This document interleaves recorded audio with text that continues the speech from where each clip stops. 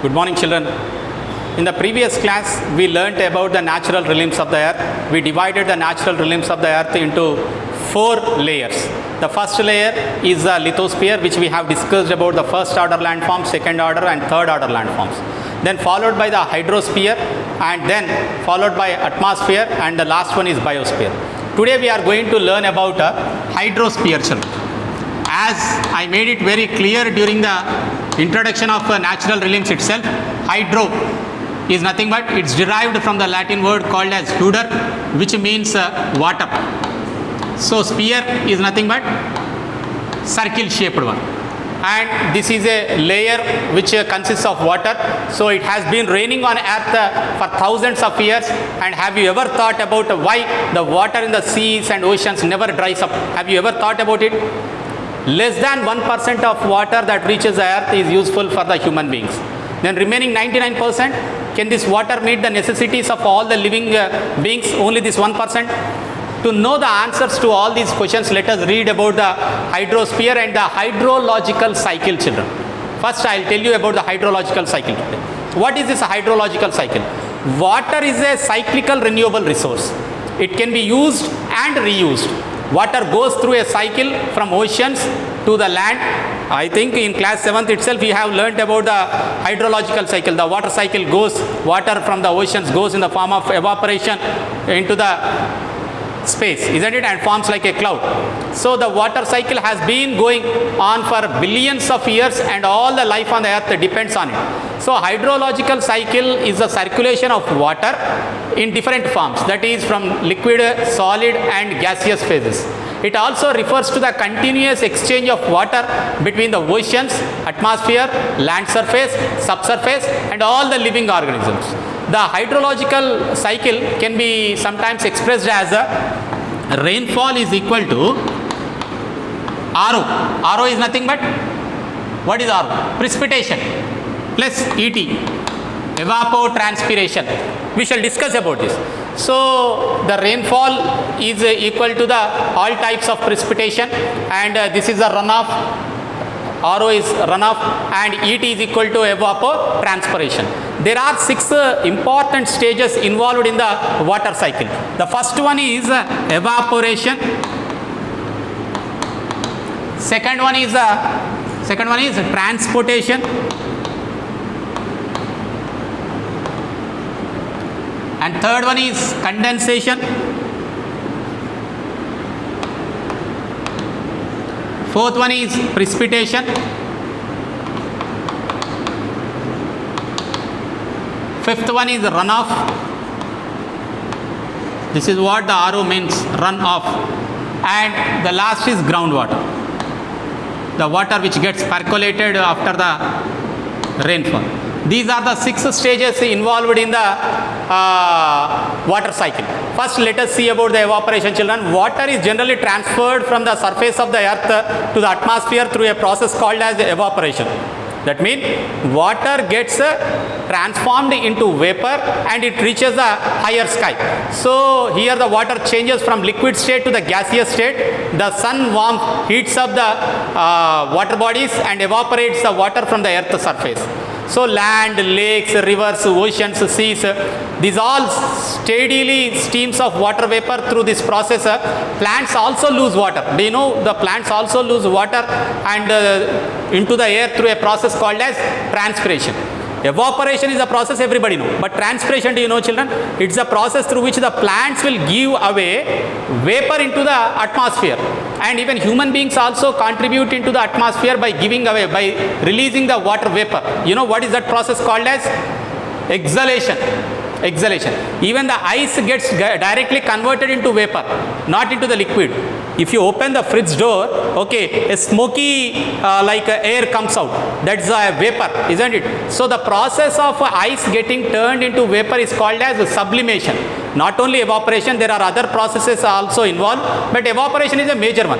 Evaporation, transpiration, sublimation and exhalation.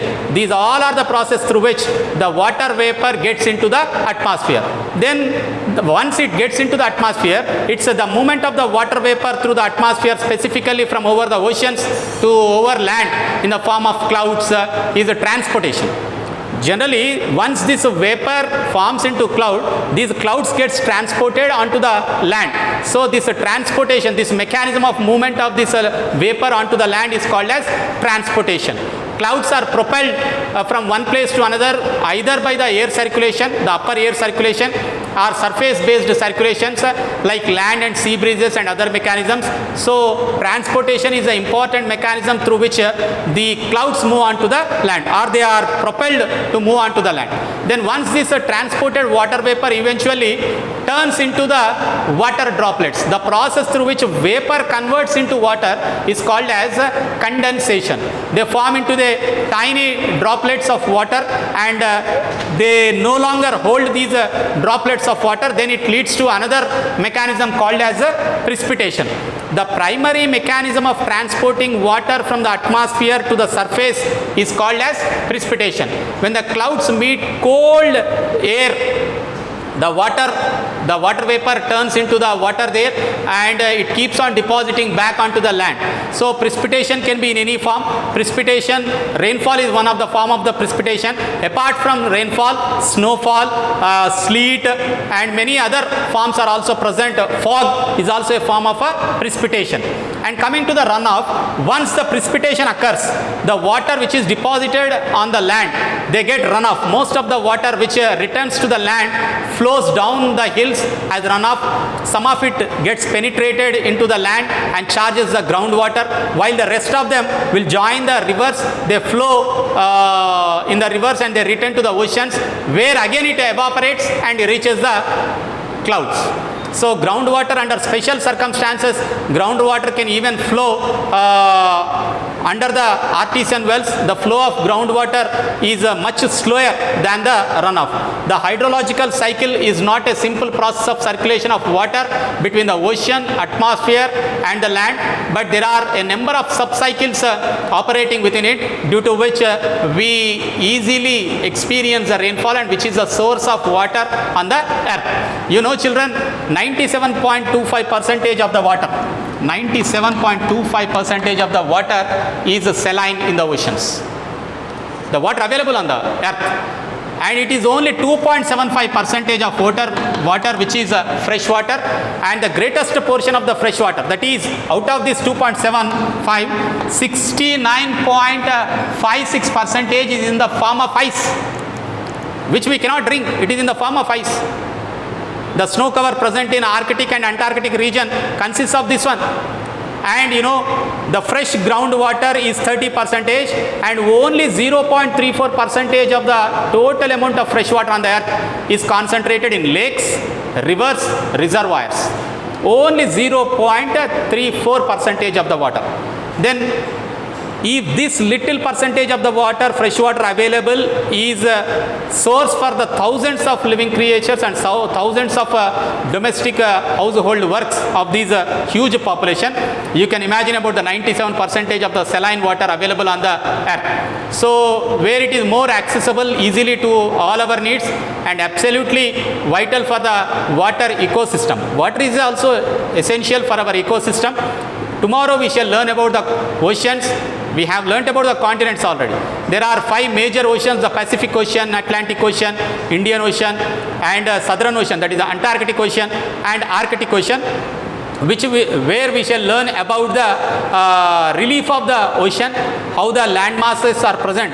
Like you find on the continent, the relief features like mountains, plateaus and plains, the same kind of relief features are present even under the ocean. So we shall learn about the first order landforms like oceans and its depth.